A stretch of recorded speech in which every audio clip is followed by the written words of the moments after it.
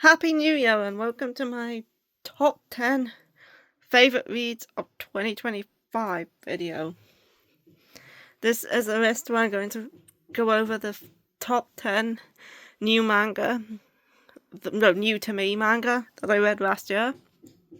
Because this doesn't have to be a manga that came out in 2025, it just has to be a manga that I started reading in 2025, so I need to have read the first volume onward in 2025. But I do believe most of the series on this list did come out last year. I'm not sure though, some of them might or not have. Yeah, also, this list is my opinion. These are my favourite reads of the year. These are not fact. They're not the best top 10 manga of the year according to everyone. It's just my personal list. So yeah, and let's get on with the video. That stack of manga in the background is not my top reads of the year, that's my on-haul.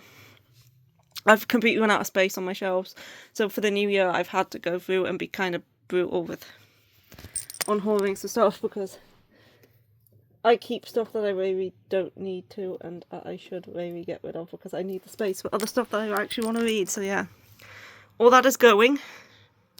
There's a sneak peek. If there's anything you're interested in and you live in the UK, this is all going to end up on Vinted.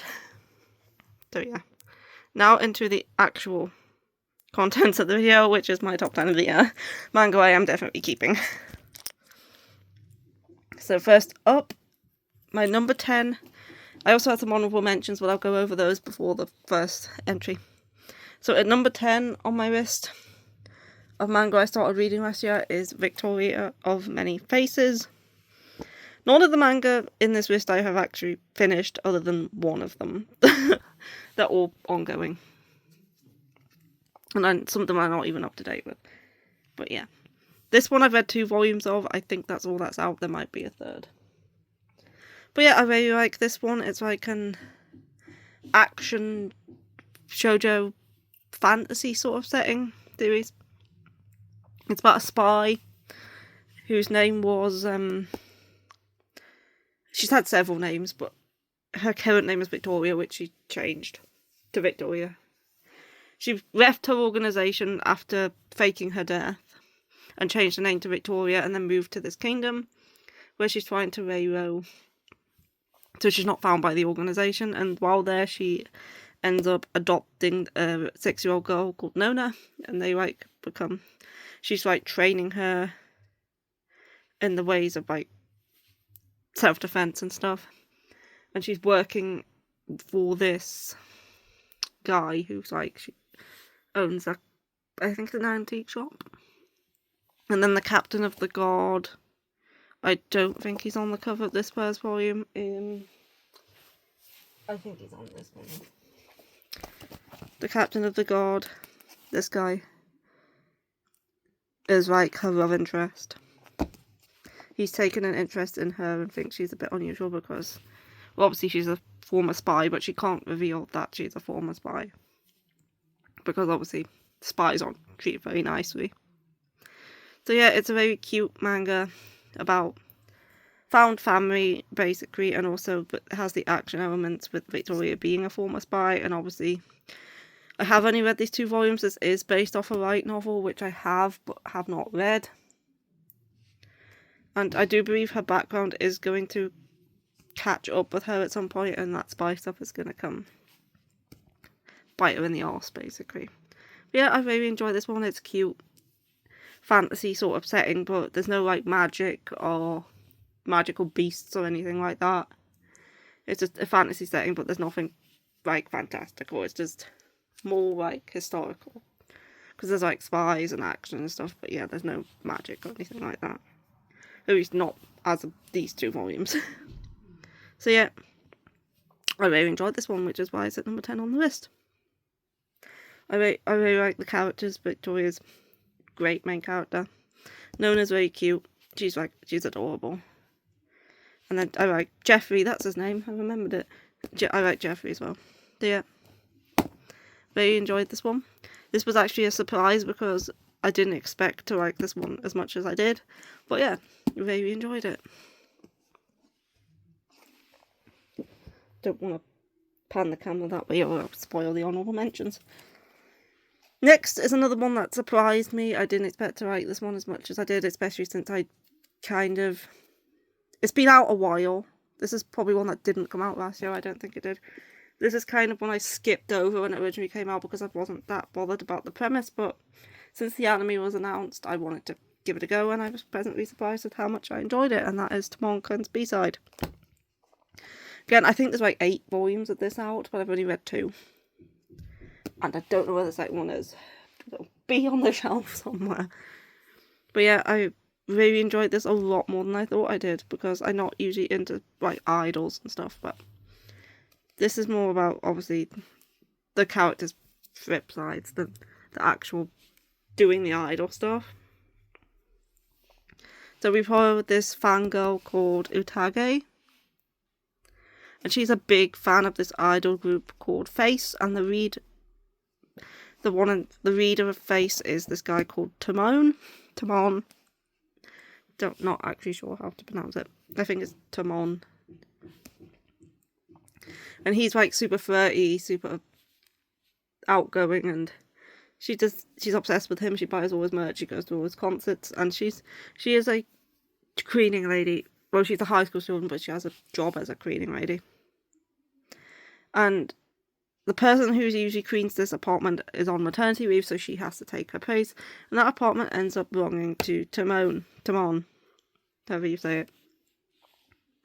And she ends up realising that he is completely different to his persona that he puts on when he's an idol.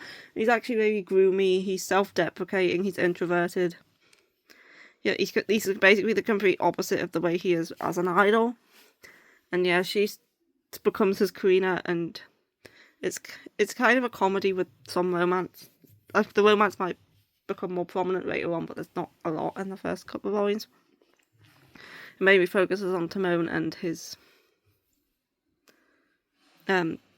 shifting personalities. He doesn't have split personalities, because they're both personalities he's in control of them. Just the one he puts on stage is the persona, it's not the true him. Yeah, it's a comedy. I did like the comedy. The fan culture is relatable. Although I'm not an idol person myself, I don't follow like J-pop or K-pop or anything like that.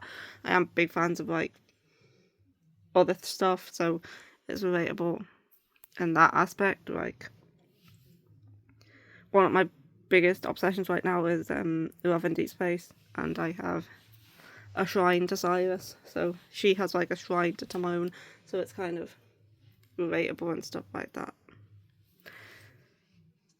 So yeah, I really enjoyed this one a lot more than I thought I did, and I'm definitely going to be picking up the rest of it. And the anime, I think the first episode's out. I've seen clips of it online, and it looks very good. I think that so far they've done a very good job, and I'm super looking forward to watching it once it finishes. Because I tend to like to binge watch, so I don't watch things weekly until they finish coming out. But yeah, this one surprised me, and I ended up really liking it. So it's at number 9 on the list. Yeah, the rest of them on this list are stuff that I didn't expect to like, that are the only 2 like that surprised me with how much I did actually end up liking them. The next is The Missing O. This is number 8. This isn't the only steamship on this list. There's 2. There's one other than this one, 2 in total. But yeah, this made the list. This one is actually a manga. I know the list is called Top 10 Manga of the Year, but I'm including manga as well, because it's similar. It's just from Korea rather than Japan. But yeah, I really like The Missing O. I've read 2 volumes of this one as well. I think 3 is out. But I have skimmed ahead a bit online, so I do. When it comes to webtoons, they're easy to just go through online because you can just scroll. Though I do have knowledge of later volumes for this one, even though I've only read 2. Whereas with Timon and Victoria, I haven't looked ahead for those 2. But I did for this one. So it follows 3 women, this being the main character. And then her 2 roommates. I don't know if they're on the cover here, but she has 2 roommates. And all 3 of them are... Well, one of them's in a relationship. The other 2 are kind of looking for relationships. And she, when she was... I think... Is she still in college? I can't remember if she's still in college or not, but I know she works at the cafe. But when she was a couple years younger anyway, she's still over the age of 18, but a couple years back, she was at a party. She ended up getting a bit... I think someone spiked her drink, I'm not sure. Or maybe she just got a bit overwhelmed. But she was in need of help, and this guy helped her out, and he ends up taking her home, and they have the best sex of her life, and she's never had an orgasm so good since. So now she's searching for, like, the perfect orgasm, hence the missing O. So she's looking for that guy who gave her that perfect orgasm, and if she can't find him, she's just looking for someone who can replicate it. And this guy on the front is her boss, who from the cafe that she works at. And then she has a friend who is in a relationship, but she's not happy in that relationship. She's kind of feels underappreciated, but she has been in a relationship for a few years. And then the other one has the black-haired one. She has certain tastes that most men don't meet. This is a slight spoiler, but you find out in the first volume that she is quite a dominatrix, and she likes to dominate men, and she likes the men to dress up as women, like she does it. So she likes them to put on these, like, furry maid outfits, and then she likes to dominate them. She likes to be on top. She uses, like, a strap on. And then, yeah. And not many men are willing to do that with her, which is why she's not found a relationship yet. But, yeah. I really enjoy this one. I like the 3 different... As of Volume 2, there's only one. There's no canon pair... Well, there's no relationship in Volume 2. You can kind of guess who she's going to end up with, but none of them are in a canon relationship as of Volume 2. But I have skimmed ahead with this one, and I know that each of them do get with somebody. This is also a bit of a spoiler, because this happens after Volume... happens a bit later on as well, but it's not too much of a spoiler if you've read the tags for this series. But this series does have some GL in it as well. One of the characters ends up with another woman. Obviously, not the one on the cover. The other one who's not the dominatrix, and not her, the other roommate, ends up with another woman. So yeah, there is GL in this series as well. But yeah, I really like this one. The smut is good. It's not as explicit or as detailed as some other steamship. I do like the story for this one, and this one it's still good. It gets a lot more intense in the later volumes, especially with the one character, the dominatrix, the stuff she does in the later on is quite wild. So yeah, I did really like this one. But it being a manual, it is full colour as well. But yeah, that's why this is number 8 on the list. It's really good. If you're looking for a steamship, I would definitely recommend that one. And also the next one on this list, which also happens to be a manual. So next, what number are we at now? 7? 7. And number 7 was Otaku Vampires of Bite. I've read 3 volumes of this one. This is a vampire otaku romance comedy from the creators of Kami-sama Kiss. Similar to Tomokun's B-side, this one follows otaku culture, but rather than idol otakus, she is an anime otaku, and she really likes this anime called Vampire Cross, and she likes one of the he's not even a main character, one of the side characters from that anime called Mao. She's obsessed with him, and she has like shrines to him. Her whole room is decorated in him, basically. So again, she's relatable with her being an otaku. She is also a vampire, and her father is like the most powerful vampire in like Romania. And she lived in Romania with him, but she was a shut-in, and then he gave her this anime to try and get her out of her room, basically, and she ended up loving it, and so she decided to move to Japan to be closer to the origins of it. And then her next door neighbour is this guy here. I think he's a college student. He's a human, but he has very nice blood that attracts vampires, and when she moves in, he has a vampire, like, harassing him, which she sorts out because she's like the second most powerful vampire, with her father being the most powerful vampire. So he knows she's a vampire. He finds out in like the first chapter, if I remember correctly. And he looks exactly like Mao from her favourite anime, so she becomes a bit like, oh, you look like Mao, and that makes her like interested in him. But obviously his personality is completely different to the character. But yeah, I really like the otaku parts because they are relatable. She's like a massive otaku. I really like her. She's very funny as well. It's not really like Kami-sama Kiss. The humour is kind of a bit similar, but the concept is like different. So yeah, I really like this one. And I did expect to like this one, though I do enjoy Kami-sama Kiss, and I like vampires, I like otaku stuff, so yeah. This being on the list is no surprise. It's also really funny.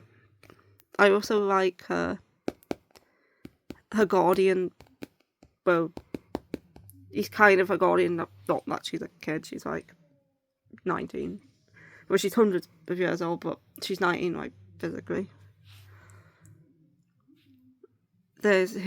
He's kind of sent by her father to keep an eye on her, basically. He's quite funny as well. Although I cannot remember his name. But yep, really enjoyed this one. That's why it's at number 7 on the list. Next, at number 6, we're almost at the halfway point, is the Ayakashi Hunter's Tainted Bride. This one had My Happy Marriage vibes to it. And yeah, it's not quite as good as My Happy Marriage, but it's definitely very good. It also reminded me a bit of Bride of the Barrier Master as well. Because it is like, they're like a clan of exorcists, which is kind of like Bride of the Barrier Master. So she lives with a family of exorcists, and she is engaged to the next head of the family, and she's to be his wife. But then she has a rival who's also in love with the head of the family, and she wants to be his wife. And like, they grew up together, but she secretly hates her, but she doesn't realise that. And because of her actions, she ends up getting pushed past, a hairpin gets thrown outside of the barrier which protects them, and she goes out to get it. And she gets attacked by an orangutan demon, and she gets this mark, which makes her basically stink like Ayakashi, and everyone thinks she's cursed and now hates her, and she's forced to wear this mask, and her family now treats her terribly. The engagement's called off, and she's basically just becomes a glorified servant. And to one day, the head of the main, like, exorcist family, this guy here, who's also an Ayakashi hunter, comes looking for a bride through all the clans, and when he sees her, he decides that he wants her, so he takes her as his fiancée and rescues her, and a bit like My Happy Marriage, where she moves in with him, and he treats her kindly. But he's not a vampire, but he's basically a vampire because he has to drink blood. It's a part of his family's curse, and as a part of being his wife, she has to give him blood. And yeah, it's very good, which is why it's on this list. Again, yeah, if it reminds me of like My Happy Marriage, I really like that series, so anything similar is gonna be on the list. But there's some elements remind me more of Bride of the Barrier Master than My Happy Marriage, but yeah. Yep, it's a very nice fantasy romance. And he's an Ayakashi hunter. And I've read 3 volumes of this one. I think there might be a 4th one out. I think this one's getting an anime. I heard somewhere. That might not be true, but I'm pretty sure I heard somewhere that this is getting an anime, so looking forward to that. Next is the, actually the only BL on this list. There's a couple more in the honorable mentions. This is the only one that actually made the top 10. And that is another manhwa. It is Radio Storm. This is volume 2 because volume 1's on the top shelf and I couldn't be asked to go and get it. Volume 2 was like on my desk, so it was just easier to grab. But this is like a post-apocalyptic horror-ish BL. Where it's very interesting, it's very intriguing. The second volume, which I read a couple of days ago, did give some more answers. But yeah, we're in a post-apocalyptic world that it is at war, and it has been at war for like over 20 years. We don't know why this war's happening. Well, do now after reading the second volume, but in the beginning you don't know why this war's happening or what's causing it or who they're even fighting against. And there's this, after the war started, these people started to devouring. They started developing supernatural powers, which they call core. So they're core users. And they built this school, like a,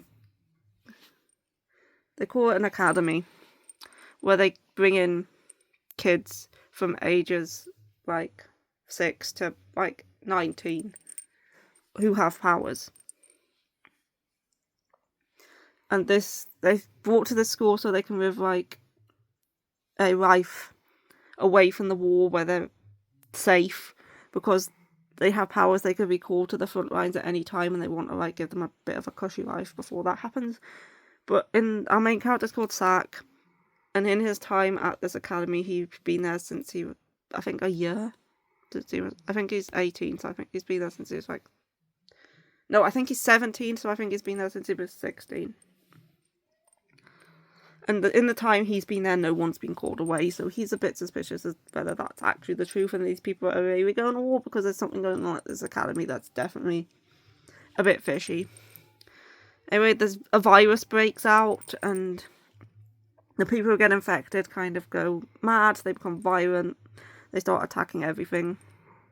And normally core users are immune to this virus, but one of the core users catches it. And that's because core users are connected to another person called their Cora. And their Cora is the one that basically allows them to have these powers. Why they have Coras and how the Coras are chosen is not unknown, because they could be family members, because the first ever core user's Cora was her older sister?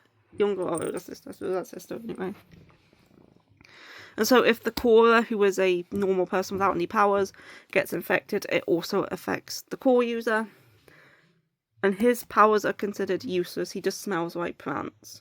And so he has no idea why he was accepted into the school in the first place, because normally only people with powers that can benefit the war are accepted, which is obviously can't, because he just smells like plants. So he's unsure why he's even there. And he finds out from his friend, who's like one of the higher ups at the academy, called Ginger, that he has a Cora, and that he has to go find this Cora who's out in the world somewhere before he gets infected and it infects him too. But obviously he's never met this Cora.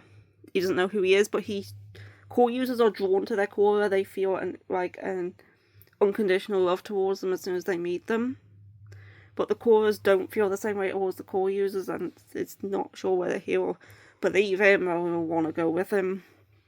Anyway, he sets out on a journey in order to find his Cora, who turns out to be this guy here, who is called Lima, because he was a child soldier and they were given names based off of the phonetic alphabet, so Alpha, Bravo, and so on. And he was L, so he was Lima. And yeah, and he meets up with him, and as expected, he does not trust him at all. But he agrees to go with him to the academy if he agrees to go somewhere with him first. which is what happens in the second volume. We go to the place where he was trying to go, and we do get some more answers. The second volume is very good, and there's definitely some sinister things going on in this academy in the background. And I did learn more reading this one, but it is very good. I did enjoy a lot of Rima's backstory in this one, and that was super interesting. I'm not going to spoil anything, but what they were doing in that thing was quite interesting, like messed up at the same time. And we do learn more about Tak as well, and the true reason he was sent out. But yeah, it is very good. It's super interesting. Obviously, it is 18 plus, so there is some sex in here as well. The first time not being fully consensual. Just warning, that is in there. Every time after totally is though. So do look up the trigger warnings in this one, because it gets quite dark. How would you expect?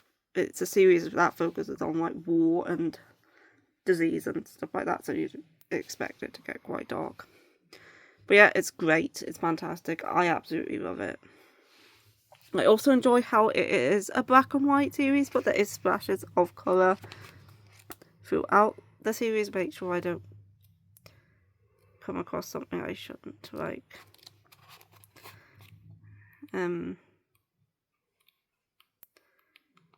having trouble finding it right now, but like this, like whenever he uses his power, it shows green. And then Rima's eyes, if I can find him, are always done purple. So it is black and white, but there's splashes colour as well in here. And it's like, there's also red used as well when there's like fights going on. But yeah, if you want an interesting BL, which is a bit darker, kind of post-apocalyptic themed, this one is great. It's only 4 volumes too, so I'm halfway through it with this second one. And I'm very much looking forward to getting the other 2. This is a manhwa and a webtoon, but I have not looked ahead on this one, even though I could easily do so. But yeah, absolutely love this one. Highly recommend it if you want a BL that's a bit different. Now we're into... No, that was the top 5. That was number 5. We're into the top 4 now. And this is the last manhwa for the list. It's also the other steamship, and that is Winter Wolf. I had to put this on the list considering I liked it so much I read the entirety of it online. So yeah, what happened with this is I was like, it's a steamship, so I'm going to read it. But because of the setting, I'm not a big fan of like Regency settings. I'm not a big fan of like high society settings. And this one seemed to have that sort of setting, so I was like, I do want to read it. It is steamship, because some series that have that setting, I'm okay with it I'm okay with that setting if it's a steamship sometimes. But I don't tend to like that setting in general. It's just not for me. So I wanted to make sure it was going to be something I would enjoy. So I went online to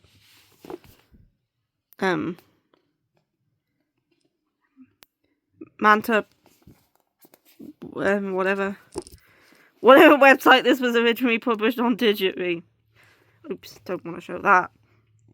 Because obviously this is a webtoon, it's originally published online. I went to the website where this is originally published, meaning to read the first few chapters to see, just get a feel for it, see whether I'd like it or not. And I did so. And then I ended up reading more. And more. And more. And more. Until I finished the whole thing in 2 days. And that's why it's on this list. So although this does have that sort of fantasy Regency-esque setting, it's not focused upon. The majority of the first half of this series is set in this abandoned mansion where there's mainly just 3 characters, 2 at first, there's a third one that comes into it. And then at the end of part 1, there is a part where it does kind of go back to a sort of high society setting, but it's only for like 4 or 5 chapters. And then part 2 is like more of like a village sort of commoner setting. Because it's not the setting, it's not the time period that this takes place in that I'm not keen on. It's the high society setting, like the nobles like doing like balls and tea parties and arranged marriages and like all that stuff basically, and like the etiquette lessons. There's basically noble society in this like sort of setting. I don't like this sort of setting in this sort of time period that concentrates on commoners or isn't in like a high society setting but is more focused on just everyday common people. I'm perfectly fine with. It's just the high society stuff I don't like. And the majority of this series doesn't focus on that, apart from, I say, those like 5-6 chapters at the end of part 1. The rest of the time, they're either in an abandoned mansion or among common people that aren't like rich or nobles. So yeah, I was fine with it. Anyway, this one follows, she is a noble herself. She was engaged to the prince, but then a revolution happened, and the leader of the revolution killed the prince, killed her family, was trying to kill her too, but she escaped. And she ends up getting like these brokers to help her escape the country, and she ends up meeting up with one in this abandoned mansion where she is to stay a couple of nights until they can go to the port and she can cross the sea to go to her aunt.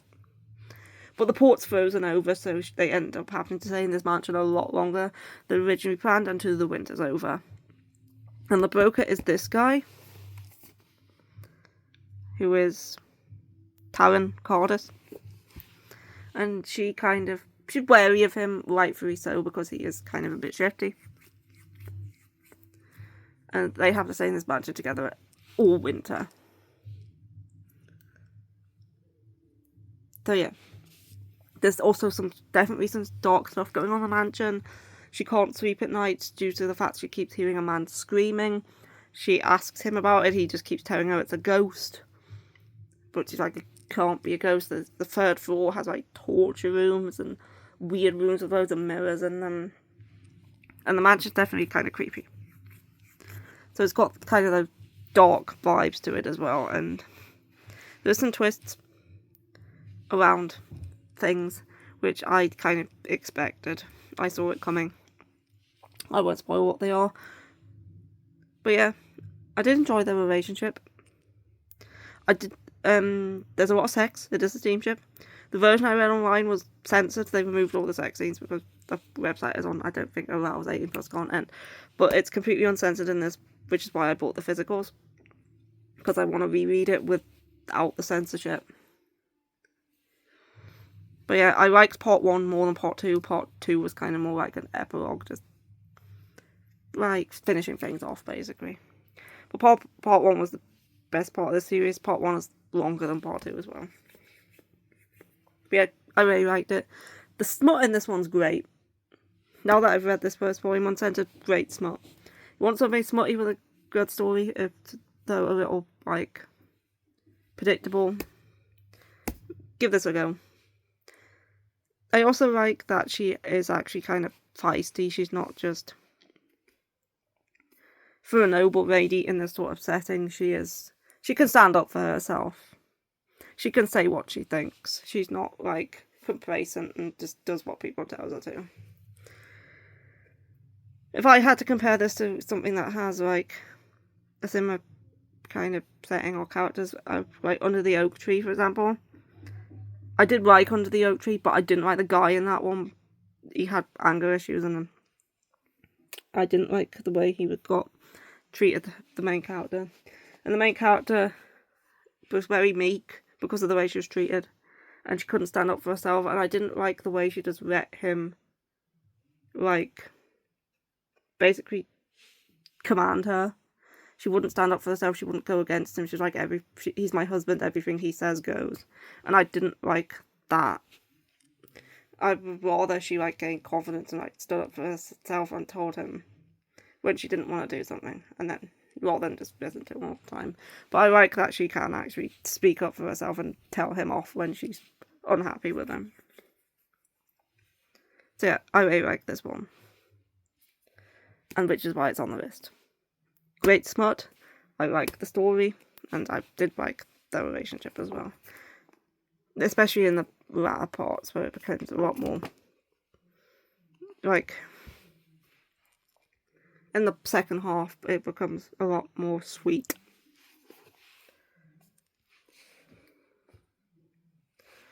Anyway, I've just noticed there's a Goomba in the wrong place, and I'm gonna have to put it back in the right place after this. I need to remember that, because it doesn't go there, it goes above it. Anyway, top three reads of the year, and that is number 3 is volume 1. Number 3 was Failure at God School. I've read 2 volumes of this. This is like an adventure action school life shoujo set in a school for gods, which are just people with powers. They aren't actual gods. So we have in this world, this is also the original light novel for this is by the same author as the light novel for the Apothecary Diaries, Natsu Hyuga. So if you like the Apothecary Diaries, maybe try this, although completely different setting. This is modern day, but it's not ancient China. So in this world, we have people called Mikos, and they are people with powers. And they go to this school, well, they go to schools for gods, and if they graduate, they become gods, which are basically just powerful humans with powers. They're not actual divine beings, they're just humans with powers. And shrines tend to have a god. But her grandma was the god of her shrine, and she died. And her brother, who is a Miko, was meant to take over, but he's become a shut-in. She is not a Miko, she's just a normal girl. And she thinks she is. Until one day where an incident happens where she lives, a kid gets kidnapped, she rescues the kid. And suddenly she's getting a letter inviting her to go to God School, even though it's like, I'm not a Miko, how could I go to God School? But anyway, she accepts the letter. And ends up attending God School. And there she meets a group of friends, they're all interesting, they all go well together. And it's very interesting, all the like exercises they do, the like training of their powers. She's trying to figure out what powers she has, because she must have them if she's been invited to the school. This guy is a god who recently graduated from the school. He looks a lot older, but he is 18. He's an alumni. He graduated, well, I think, the year before she joined. And he keeps popping up now and again, but he's very powerful, but he's also a bit useless. And then she has another friend who has white hair, and I found him to be quite interesting. And then she has a couple of girls who she's friends with, and then another guy who's kind of annoying. But yeah, I really like this one. If you want like a superpower school setting where they're training powers, and yeah, it's very good. Mr. Dex, where are you going? I like the characters in this one. Like, the story, I've only read 2 volumes, but apparently it gets going more in rate of volumes. But it's mainly the characters that I read this for. I really like all of them. And the main character, her friends, this dude. So yeah. Apparently the story starts picking up around about volume 5 or 6, from what I've heard. But not that I'm not enjoying the story in these earlier volumes, it just can seem a bit slow. But yep, it's number 3 on the list. I really enjoyed what I've read so far. I thought it's awesome. And if you're a fan of shonen manga and you want to give a shoujo a go, this would be one that I would recommend, because it's not it's more like an action-y school superpower series, which is more commonly seen in like shonen. So yeah, this would be one I would recommend to shonen fans wanting to give a shoujo a go. Very good. Now at number 2, my second favourite read of the year is Correct Size to Die. This one I've read the first 3 omnibuses, so 6 volumes. This one's very good. It's set around Greek mythology. I've been a queen quite into Greek mythology ever since I was a kid, and I read Percy Jackson. So I knew all the Greek gods from that. But it's about an overworked apothecary. She's the only one in the area, and she gets to the point where she can't take it anymore, and she throws herself down a well. And instead of dying, she just ends up in the underworld, where she meets Hades, the god of the underworld. And I'm going to have to let Rowan out, because he's trying to open the door. And then you may exit.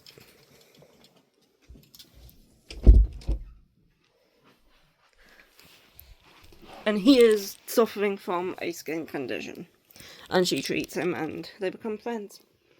And then she starts getting more involved with other gods from Greek mythology, and she does return to the human world as well. She comes back and forth between the two. And she also goes to Mount Olympus. So yeah, it's very good. It's like fantasy with like some medical stuff. And romance between. Obviously, these two are gonna end up in a relationship at some point. They're not in one so far, but it's pretty obvious they will end up in a relationship. And I do like them as a couple. I think they're cute together. And also, I like the setting with the Greek mythology and stuff, and I like the characters and the story too.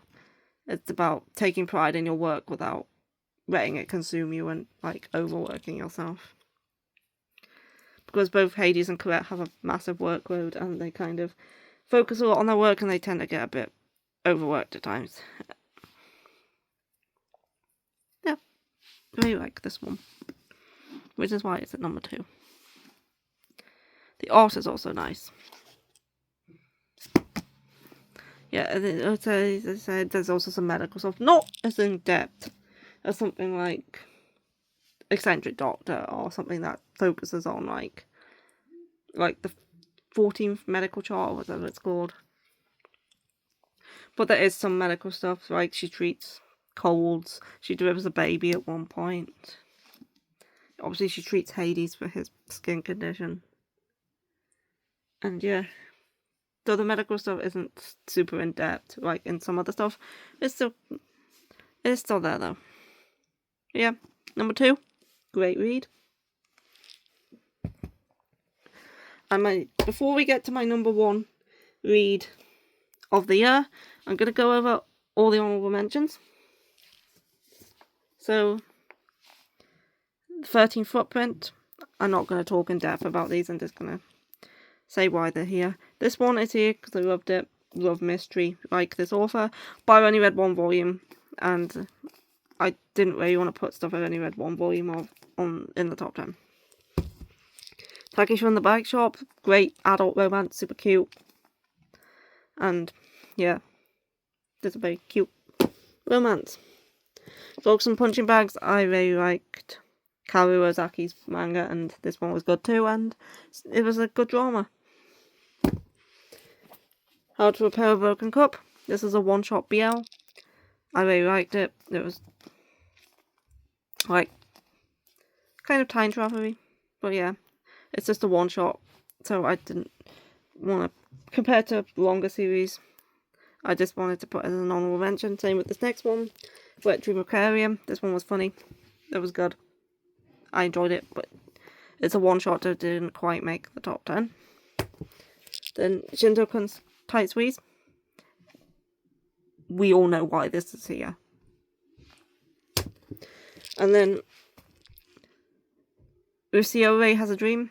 really like this one, but it is on hiatus after this first volume, so I couldn't put it in the top 10, or else I would have, because this one was great. Anyway, that's all the honourable mentions, and now let's get on to my number 1 read of all of 2025. And I've only read 2 volumes of it, which seems to be a running theme. And that is Agents of the Four Seasons. If you've been watching my reading logs and my hauls, this will probably be no surprise, because I'm always saying about how much I love this one. This one has a super interesting premise where it follows 4 people who have control over the seasons. We have the Agent of Spring, Summer, Autumn, Winter. And when the Agents of Summer, well, when the Agents of Spring and Winter were kids, Spring was kidnapped in place of Winter. I think they were after Winter, but she went in the place. And the Spring disappeared from the world. There was only 3 seasons. It went from Summer, Autumn, Winter, back to Summer. There was no Spring for 10 years. And recently she has returned, and she's now going around bringing Spring back to the world. She's doing this things that brings Spring. And each of the agents has a god. So this is Sakura, she's the god of Spring. So this is Hinagiku, and she's her god. The Agent of Winter has a god, he has white hair. And then the Agent of Summer is her and her god are twin sisters. I haven't met the Agent of Autumn yet, but I think she's like a little girl, with this guy as her god. But yeah, it's very good. It's super interesting. I'm interested to know more about why she was kidnapped and the people who kidnapped her, because we don't know much about that yet. But there is, I think, going to be some romance in future volumes, because I do think she has feelings for the Agent of Winter, and the Agent of Winter has feelings for her, but there's a lot of guilt there on his part about letting her get kidnapped, and she doesn't believe herself to be the true Hinagiku. I don't know what she means by that, but throughout these first 2 volumes she keeps going on about how she's not the real Hinagiku, she's different. So I don't know what she means by that.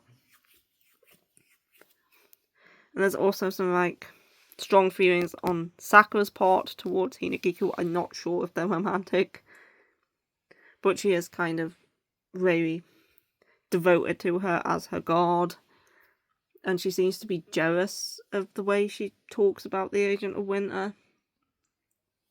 But there also seems to be some interest on Sakura's part towards the god of Winter, who's like the guy with white hair.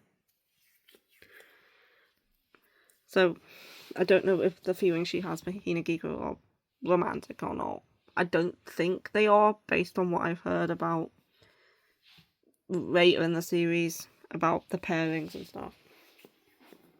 But they might be, and she might just not get with her, I don't know. Because this is getting an anime soon. It's like had its visuals and stuff revealed, but I heard someone mention that this could be classed as like Yuri bait, but there's no actual GL in it. All the relationships are straight.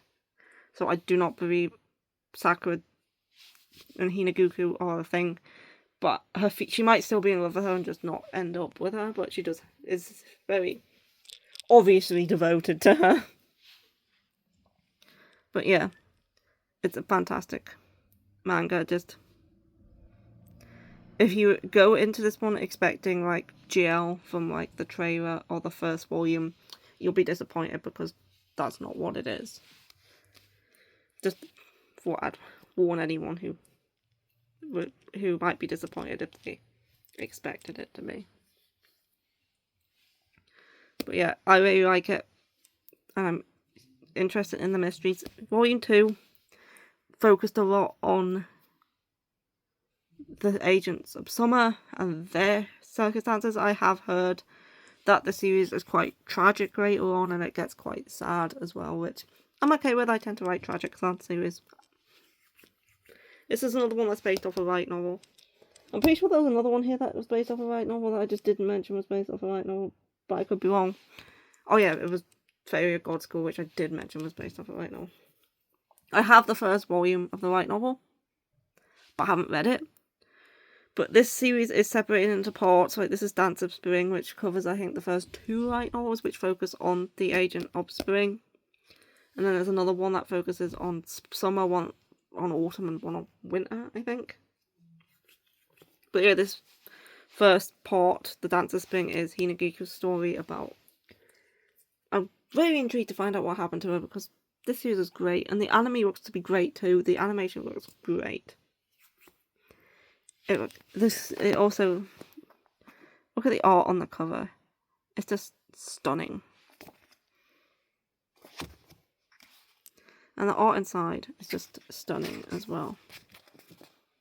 I mean, look at that. It's great.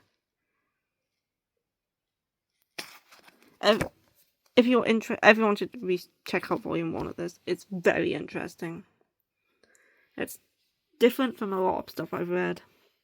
Obviously, it is fantasy. But yeah, they control the seasons. And I'm super interested to read more. This was fantastic, brilliant, awesome. Love it so much. And that was my top 10 reads of the year. And I hope you enjoyed it. What were your favourite reads of the year? Did you read anything nice? Did you read something that was absolutely abysmal that you couldn't stand? Because I had a couple of those, but I prefer to talk about the stuff I did enjoy reading. So yeah, and I'll see you for my reading log at some point soon. And yeah, bye bye. Have a nice new year.